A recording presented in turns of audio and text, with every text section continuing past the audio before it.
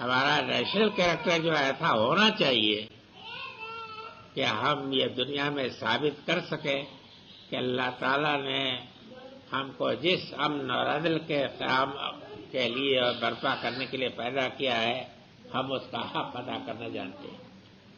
اور اس کا ثبوت کیسے مل سکتا ہے؟ اس کا ثبوت اسی وقت آپ دے سکتے ہیں جبکہ دشمن کے ساتھ معاملہ کریں۔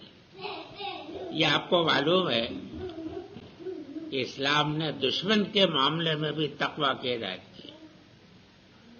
تقوی صرف خانقاہ میں نہیں ہوتا ہے، مسجد میں نہیں ہوتا ہے، دشمن کے معاملے میں بھی تقوی ہے۔ دشمن کے معاملے میں تقوی یہ ہوتا ہے کہ بال برابر بھی ہم زیادتی نہیں کر سکتے، سمجھ گیا؟ عین وقتوں پر ہماری کھینچی ہوئی تلوار بیان میں چلی جانی چاہیے اگر ہم کو معلوم ہو کہ ہم اپنے کسی انتقام کے جذبے کے سے مغلوب ہو کر کے اس کو قتل کر رہے ہیں۔ ہونا چاہیے نا۔ یہ کیریکٹر جو ہوتا ہے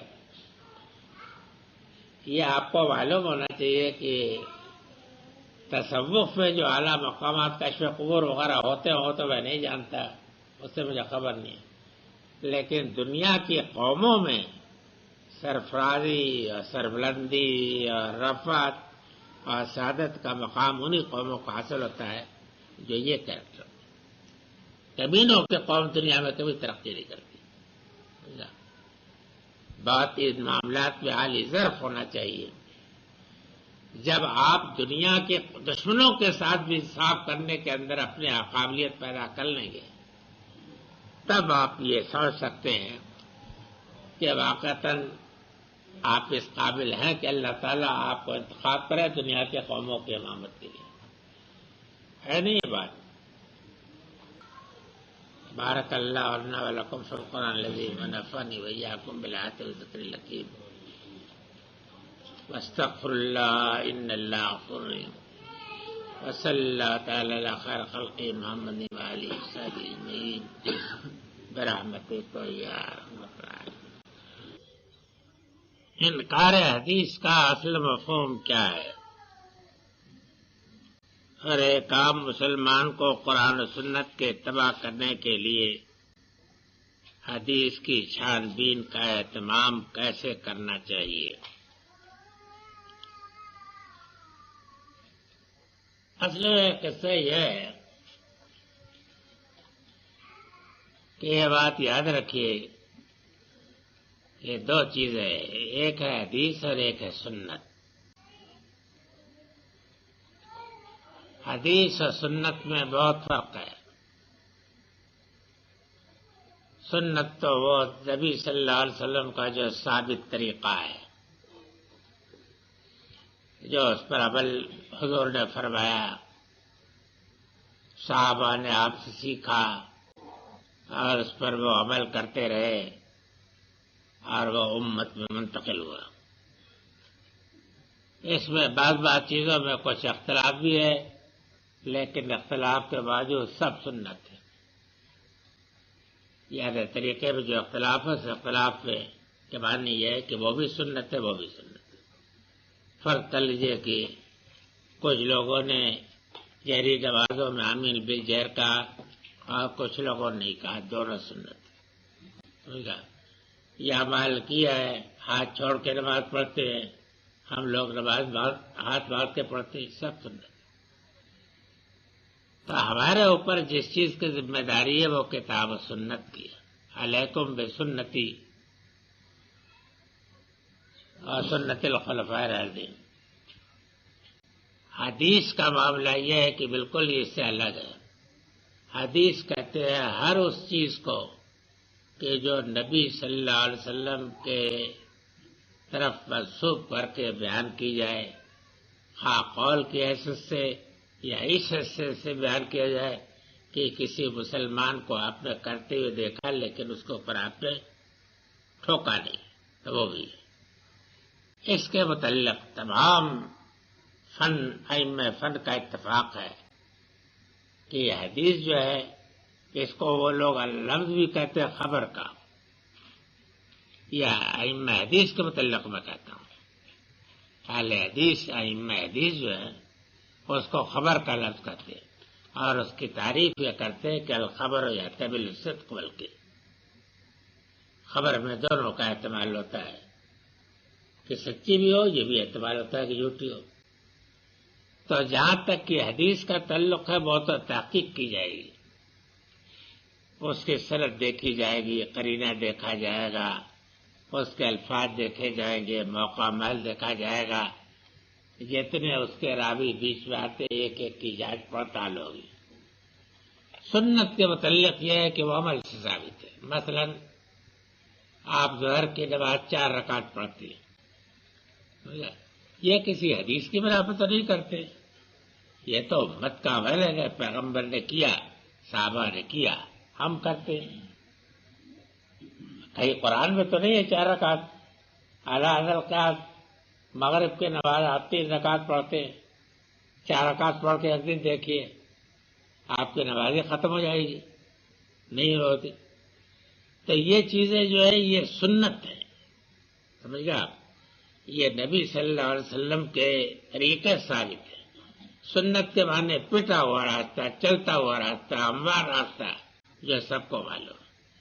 باقی رہ گیا کہ ایک چیز حدیث بھی ہوتی ہے، فرض کر لیجیے کہ موطا جیسی عظیم کتاب میں، موطا جیسی، میں موطا کا نام لیتا ہوں، جو حدیث کی چھوٹی کتاب ہے، اس میں روایت ہے کہ کعب صاحب کو، کعب احبار جو ہے ان کو حضرت عمر نے ایک حج کے قافلے پر مقرر کیا، وہ حج کے قافلے کے سردار بنے گئے، وہاں کوئی ٹڈی دل برآمد ہوا، سمجھ گیا، تو کعب صاحب نے حکم فتویٰ دے دیا کہ یہ سمندری جانور ہے، اس کا شکار کرو، یہ موطا کی روایت ہے، اس کا شکار کرو تمہارے لیے جائے۔ بعد میں جب حجاج واپس ہوئے اور انہوں نے حضرت عمر سے کہا کہ امیر المومنین انہوں نے یہ فتویٰ دیا تھا تو ہم نے شکار کیا، اب آپ فرمائیے کیا ہے؟ تو حضرت عمر نے کہا کہ والذی حملک علی تفسیر کذا، یہ کعب صاحب آپ نے یہ فتویٰ کیسے دے ڈالا، سمجھا؟ تو انہوں نے کہا واللہ یا امیر المومنین، یہ تو ایک مچھلی کی چھینک سے پیدا ہوتے ہیں ٹڈی دل، مچھلی کی چھینک سے پیدا ہوتی ہے، اور یہ دریائی شکار ہے، اور دریائی شکار حلال ہے۔ سنا یہ موطا میں روایت ہے، موطا میں، موطا کے متعلق تو کوئی بھی نہیں کہہ سکتا ہے، چھوٹی کی کتابوں میں سے یہ اس میں روایت، اور وہاں نہ امام مالک نے اس پر کوئی تنقید کی ہے، کوئی تنقید نہیں کی ہے، اور نہ سیدنا عمر کا وہاں کوئی تبصرہ ہے۔ آپ کو حضرت عمر کے متعلق تو یہ لوگ کہتے رہے کہ بات بات پر کو علیہ بکر رہا، لیکن وہاں ان کا بھی کوئی تبصرہ نہیں، چپ ہے۔ اب سوال یہ ہے کہ یہ بھی حدیث ہے، حدیث کی روح سے، یہ مولوی صاحب بیٹھے پوچھے اس سے حدیث ہے کہ نہیں، لیکن میں کہتا ہوں کہ حدیث جھوٹی لغو ہے، یہ کامن سینس کے خلاف ہے، عقل کے خلاف ہے، دین کے خلاف ہے، شریعت کے خلاف ہے، اس کو مانے جو ہم مقصد مانے گا، میں کہتا ہوں۔ اچھا اور سن لیجیے، اسی موطا میں اب موطا تو موجود ہے، موطا بھی یہ ہے کہ سوال پیدا ہوا، ایک آدمی نے آ کے حضرت عمر سے پوچھا کہ امیر المومنین میں نے اپنا کوڑے سے 2-4 ٹڈیاں ماری، تو اس کا کفارہ کیا ہو؟ سمجھ گیا؟ آپ نے ان کو اس کو ایک مٹھی سہانا نہیں، وہ صاحب کو، ہاں آپ نے فرمایا کہ وہ دے دو 1 مٹھی دانا۔ کعب بیٹھے ہوئے تھے، کعب سے حضرت عمر نے پوچھا کہ کیوں، آپ کی کیا رائے ہے؟ تو انہوں نے کہا کہ 1 درہم دے۔ تو انہوں نے کہا تمہیں درہم بہت ملتا ہے، تم دیتے ہو میرے لیے تو لتمرۃ خیر من جرادۃ، مثل کہی انہوں نے، ایک ٹڈی کے مقابل میں ایک کھجور بہت ہے، انہوں نے فتویٰ دی۔ اب یہ معلوم ہوا کہ یہاں تو کعب جو ہے اس کو خشکی کا جانور قرار دیتے ہیں کہ نہیں دیتے؟ دیا نا تب نا، ورنہ کہتے کہ خدا کی قسم یہ تو مچھلی کے چھینک سے پیدا ہوتی ہے، اس کے شکار میں کیا ہوگا؟ یا نہیں کہا؟ یہاں وہ کہتے یہ ہے کہ 1 درہم دینا چاہیے اس کو کفارہ، یعنی خشکی کا جانور مانا۔ وہاں روایت موطا میں وہ ہے۔ میں ایک عاقل آدمی ہوں، نابالغ تو نہیں ہونا جی، یہ مسخرے لوگ کیا کر رہے، پڑھتے لکھتے کیا ہے؟ سمجھا؟ 80 سال میری عمر ہو گئی انہی چیزوں کو پڑھتے ہوئے۔ یہ پڑھنے لکھنے والے تو نہیں ہیں، یہ وظیفوں کے اوپر زندگی کرنے والے گداگر اور سائل لوگ ہیں کہ جو پھرتے رہتے ہیں۔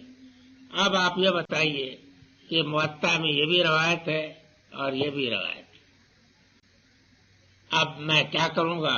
میں یہ کروں گا نا کہ یہ روایت جھوٹی ہے، سمجھ گا؟ یہ بالکل جھوٹی ہے، اس کے کوئی گنجائش نہیں۔ کیا ہو جائے گا اس سے؟ آپ کے دین کا کیا نقصان ہوگا؟ یہ اسی قسم کی روایتیں ہیں کہ جو مل گئی ان لوگوں کو کہ جو واقعتاً منکر ہے حدیث کے، سمجھ گا؟ تو آپ کو یہ معلوم ہونا چاہیے کہ انہوں نے پوری طریقے سے کر دیا۔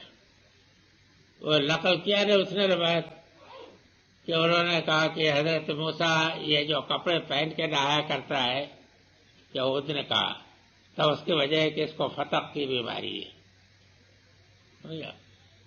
تو حضرت اللہ تعالیٰ نے یہ چاہا کہ حضرت موسیٰ کو اس سے بری قرار دے، تو نہانے کے لیے دریا میں اترے اور اپنے کپڑے کے اس پر رکھ دیا، پتھر پر۔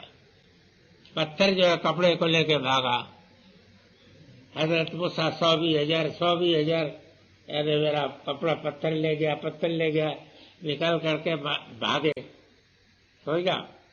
یعنی حضرت موسیٰ جیسا باوقار آدمی خیال کیجیے، اگر مجھے یہ حادثہ پیش آتا تو میں پانی میں سے شور کرتا، لیکن ننگا تو میں نہیں نکل سکتا تھا۔